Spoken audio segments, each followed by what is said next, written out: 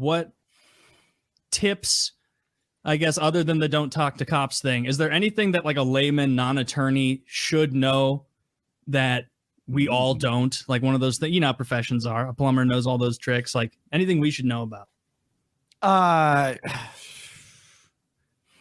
Yeah, I mean, most attorneys don't know shit about most law.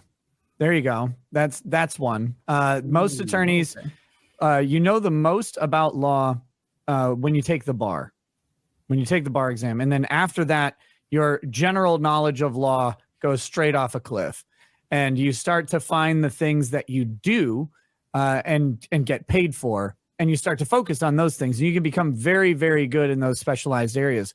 But that's why you like, oh, my brother's an attorney. And he's like a tax attorney or like a corporate in-house counsel for press.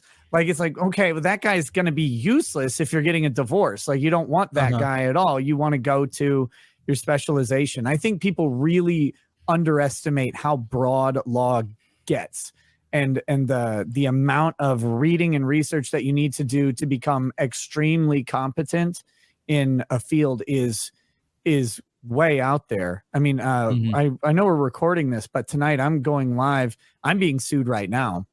Oh, shit. What's going on?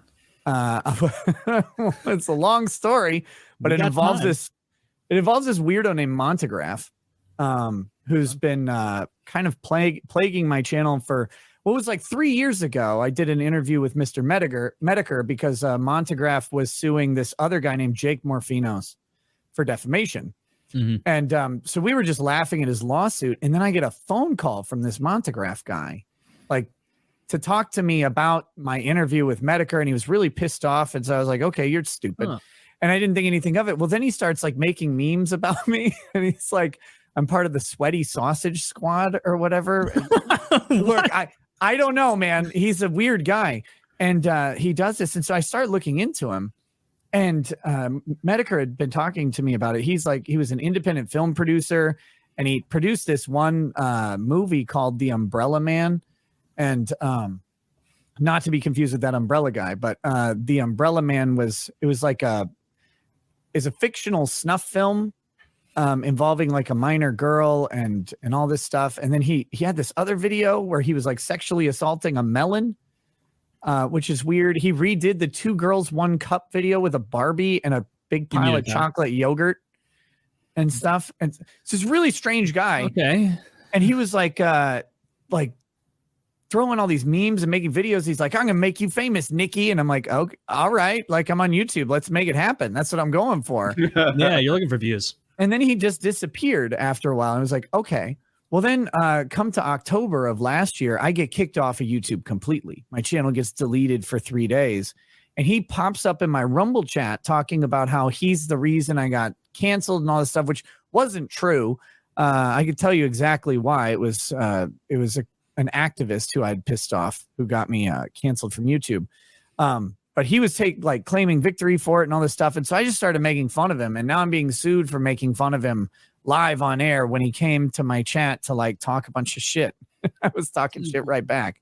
So what is the point of like a kind of lawsuit like that? Because as just a layman, it doesn't seem like that would go anywhere. Like, you seem to just be laughing at it. Like, oh, well, it's ridiculous. It's a defamation suit and intentional infliction of emotional distress. There's all sorts of problems with the emotional distress claims in Minnesota. Like, to prove those out, you have to go get like therapy. You have to get actual mental health damage. You can't just say, well, I was distressed. I missed a day of work. Like, that's not how you prove that out. Sure. And he doesn't seem to have anything like that. I guess that could change if the suit goes on. But the defamation claims, it's loss of reputation. Typically, that's associated with loss of income, like you get fired from a job or you miss out on a contract that you would have otherwise gotten. He hasn't really alleged anything like that. He just alleges generally lost income. But hypothetically, if me saying, hey, this guy was on YouTube having sex with a honeydew melon, and that caused him to not get a job with like a produce company or something, I guess he could claim damages that way. But the reason I bring up this thing in this subject very specifically is not just shameless self-promotion, but I could have fought this thing on my own Like I know how to fight a defamation case, but I'm not like a specialist. I'm just an asshole. And so I hired Mark Randazza, who's one of the premier defamation defense attorneys in the country. And he filed our motion to dismiss yesterday, and I'll be talking about it tonight. And when you read this motion to dismiss, it has extremely elaborate and intricate legal arguments I would had no concept of making. Like the amount of research I would have to do to get to what their basic plan seems to be is monumental. It would have taken me, dozens and dozens of hours to even come kept up track with of how many hours it took. Yeah. Yep. And he attorneys are great about that. He sent me the bill for it, and it's not little. It's not little at all. No, best in the country. I bet that's a premium. It's not cheap, but yeah, it's the crazy thing is, the funny thing to me is that now Montegraff's lawyer is because I have a feeling he's never done a defamation case, and if he has done one, it's not like this. I know his lawyer, actually. He's a lawyer in my town that he hired, and I know him, and they typically do workers' comp claims, but the legal argument that just got dropped in his lap that he's going to have to research is going to cost Montegraff a fortune, which is hilarious to me. It's great. It's like, okay, let's see you pay for that one, Monty, because my lawyer had that idea, I think, because he knows this area of law so well. Your lawyer doesn't practice multi-state defamation law. And now he's going to have to go into conflict of laws questions because Montegraff's from Colorado and I'm in Minnesota, and he's suing me in Minnesota probably to avoid the anti-SLAPP statute in Colorado because we don't have one.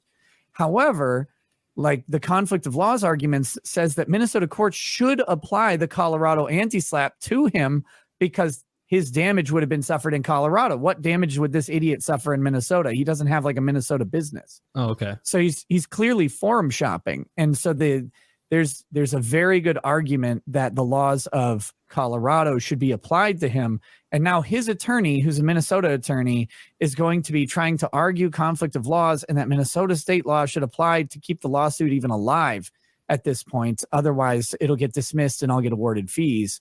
And that would be catastrophic for, Montegraff. But, if you just hire some guy out of the book here in Minnesota, if I would have just gone to anybody who doesn't specialize in defamation cases, and specifically nationwide defamation cases, I'd just get a bog standard defense on defamation. The same thing I could type up, right? As opposed to what makes sense, this though. guy's done. It's the same thing with medicine, right? I bet doctors get annoyed all the time. They're at a party and someone's, hey, can you look at this? Can you look at this thing right here? And it's like, dude, I'm not a podiatrist. Kind of fucking doctor. I'm a podiatrist. Which is true, but at the same time, there's a little, as a layman, you're as a layman, you're like, yeah, but you know what a fucking staph infection is. So stop being a little bitch about which school you went to for how long, and look at this boil or whatever. Tell me what it is. And the same thing with a lawyer. I'd want to be like, hey, will you look over this contract? Hey, I don't do contract law. Yeah, but you'd notice if somebody misspelled something. Like, come on, take a fucking look, dude. Give me a break. And there's a huge difference between needing someone to just take a peek at something and give you kind of a general idea. And most contracts, honestly, most contracts in most people's lives don't need that much work. They're basic agreements that go through. Now, when you get into commercial contracts, you're going to lease out a space from a giant chain of commercial property owners, not the guy in town who owns a building, but this massive multinational place that owns buildings in every major city. And you're like, I just want my 1,000 square feet of retail. And then they give you the contract and it's 75 pages. It's like, well, yeah, you want a lawyer to look over that because you're going to get screwed if you don't go through and redline out a bunch of stupid stuff. But, go ahead.